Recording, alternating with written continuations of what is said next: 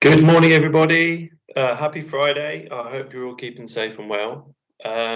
It's Friday assembly, and fingers crossed, this will be our final pre-recorded assembly because fingers crossed, it's the last time the school will have to be closed. Because on Monday, we're going to be able to welcome you all back into school. So I'm really, really excited. And I saw Miss Wade's assembly yesterday, and it was really nice to see all the teachers and staff talking about what they're really looking forward to on Monday. So that was great. And I just want to say a big well done to everybody, to all you children, because from what I've heard from your families and from your teachers, you've really, really been adaptable during this time. And I know it's been difficult not being able to come to school and not being able to see your friends and not being able to learn in the same way that you normally do.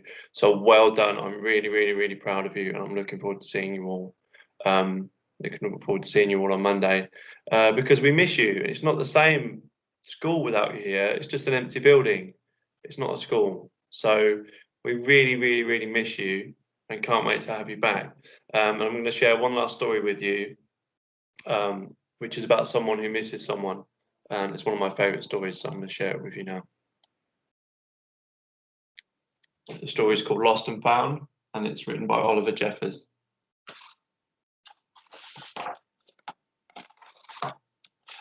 Once there was a boy, and one day he found a penguin at his door. The boy didn't know where the penguin had come from, but it began to follow him everywhere. The penguin looked sad, and the boy thought it must be lost. So the boy decided to help the penguin find its way home. He checked in the Lost and Found office, but no one was missing a penguin. He asked some birds if they knew where the penguin came from, but the birds, they ignored him. And some birds are just like that. The boy asked his duck, but the duck floated away. He didn't know. That night, the boy couldn't sleep for disappointment. He wanted to help the penguin, but didn't know how. The next morning, he discovered that penguins come from the South Pole. How was he going to get there? He ran down to the harbour and asked a big ship to take them to the South Pole, but his voice was much too small to be heard over the ship's horn. So together, he and the penguin would row to the South Pole. The boy took his rowboat out of the cupboard and they tested it for strength and size. They packed everything they would need.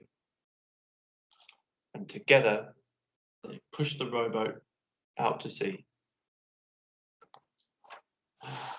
They rowed south for many days and nights, with the boy telling stories all the way. The penguin listened to everything that the boy said. They floated through good weather and bad, when the waves were as big as mountains, until they came to the South Pole. The boy was delighted, but the penguin said nothing. Suddenly it looked sad again as the boy helped it out of the boat.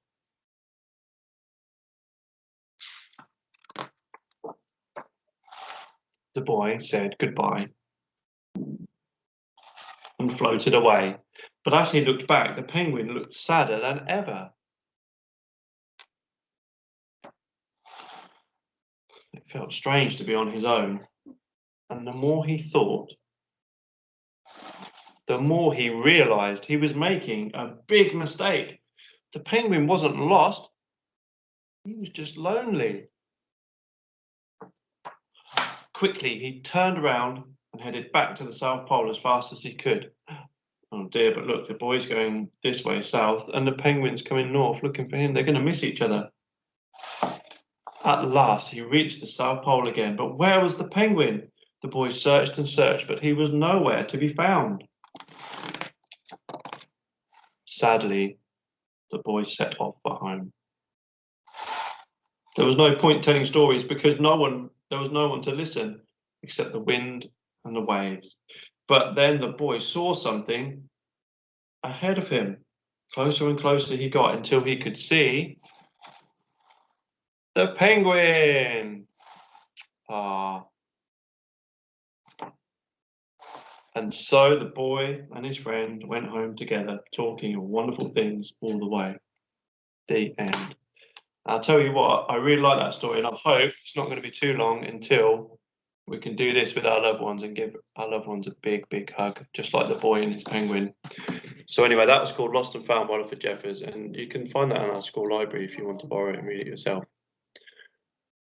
Right, so I'll just say have a lovely weekend, and we'll see you bright and early on Monday morning. Can't wait to see you all. Really miss you and can't wait to see you. Bye.